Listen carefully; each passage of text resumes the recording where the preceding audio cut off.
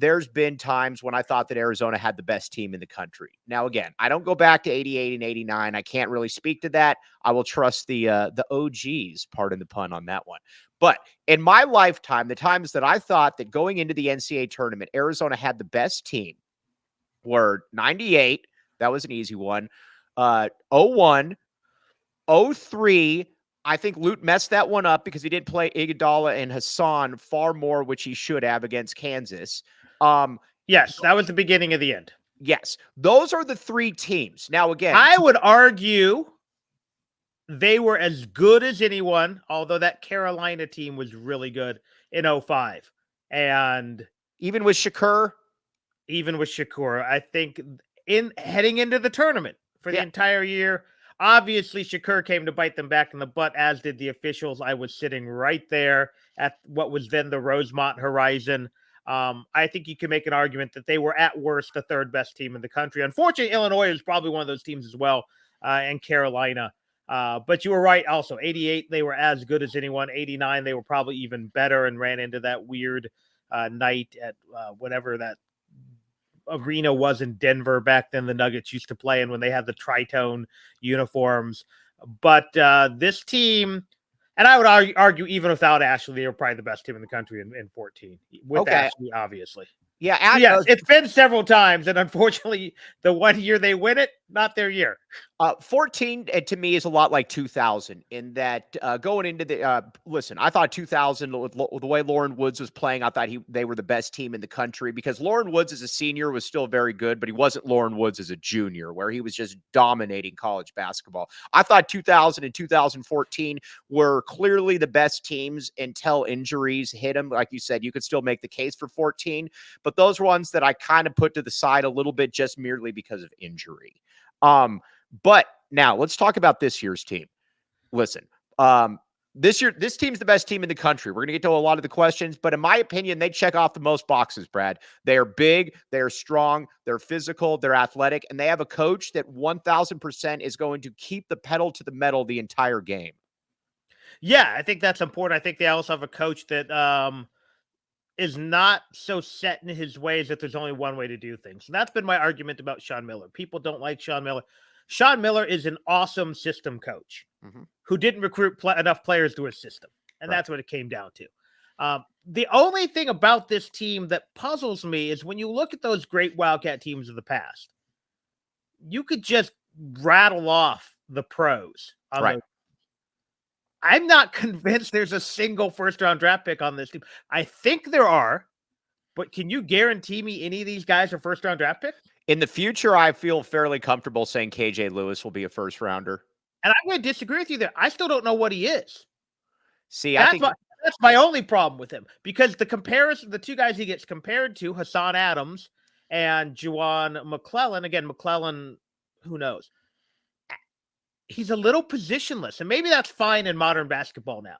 But is he a good enough shooter to be a two guard? Is he tall enough to be a three? That's my only question. I love KJ Lewis. Don't get me wrong. Tucson's own KJ Lewis. We claim exactly. KJ But, Lewis. You look at Kylan Boswell. Could he be a first-round draft pick? Absolutely. Could someone also be like too stocky, too short, second rounder? Right. Could Krivas be a guy who works on his three-point shot and sneak into the first round? Yeah. He could also be a guy who never sniffs the NBA like Tabellas. Same thing. Could someone take a flyer on Love if he has a really good season? Yeah, that's the whole problem. We just don't know. And usually when you look at those great Wildcat teams, 89, it was no question in our minds that Elliott and Cook were first rounders. Right. You go to 98, Mike and Bibby I think we were even surprised Miles wasn't, but we knew Michael Dickerson and Mike Bibby were NBA players. Right. Go down the list. Jefferson. Arenas. I'm shocked Arenas was a second rounder still to this day. Right.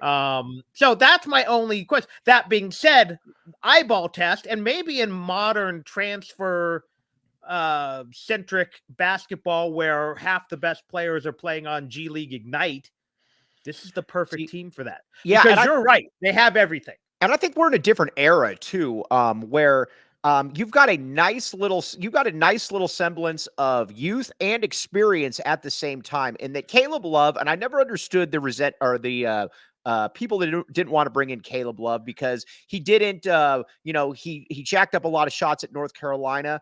I don't think that Hubert Davis is really that good of a coach. You put Tommy Lloyd in Tommy Lloyd's system, Caleb Love, and he's obviously been more efficient. He's been a winning player. You bring in Keyshawn Johnson, who has championship experience as well. You put him next to within a junior, Umar Ballo, leader of men, a Pella Larson, a senior, a Kylan Boswell. You go on and on down the list. The experience on this team is fantastic, William. Yeah, absolutely. And, the two questions with Love, one was the shot selection, which occasionally is wonky, but I'll take 2 of those a game. Yeah.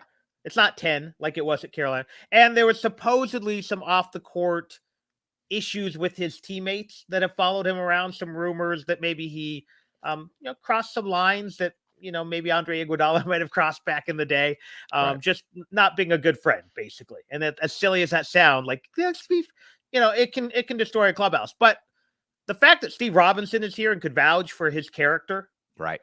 Because we all knew he could play. You just saw what he did to Duke in Cameron as a junior, or saw whatever. I can't remember what year anyone is because we're still getting COVID years. And what he did in the Final Four. That's all I needed to do to bring him in. And it was a high risk. It was a mid risk, high reward move. And what I like, too, is that he embraces the moment. Last year's team had guys that didn't embrace the moment. Again, Azuolas Tubelis did a lot of really good stuff here. Guess who didn't want the ball in a big spot? Azuolas Tubelis. Kirk Kriisa talked a lot, but come the NCAA tournament, whether that was injury, whatever it was, Kirk Kriisa never delivered. This year has players that have been there and have delivered and do want those. Keyshawn Johnson as well is another example. You have How many teams have guys who've not only played, 2 guys from 2 different teams in a national title game in their starting lineup, but started? This isn't like, if Umar Ballo had been the 12th guy on a Gonzaga. Right. No, these are 2 guys who played key roles. And again, that is an experience that's invaluable to the younger guys. Invaluable to, frankly, no Wildcat on this roster has been past the Sweet 16. Who've been with Tommy Lloyd. So, yeah, it's an invaluable experience. Just like, again, having Robinson, who has some national titles with Roy Williams on your bench, is invaluable. Just like, having Ricardo Foy, who was done the NBA wars, invaluable. Just like having a couple guys who studied at the feet of Lute Olson, if you will, is invaluable. I think these are all very important things. So, Brad, we agree that this is the best team in the country. As of now, right now, yeah.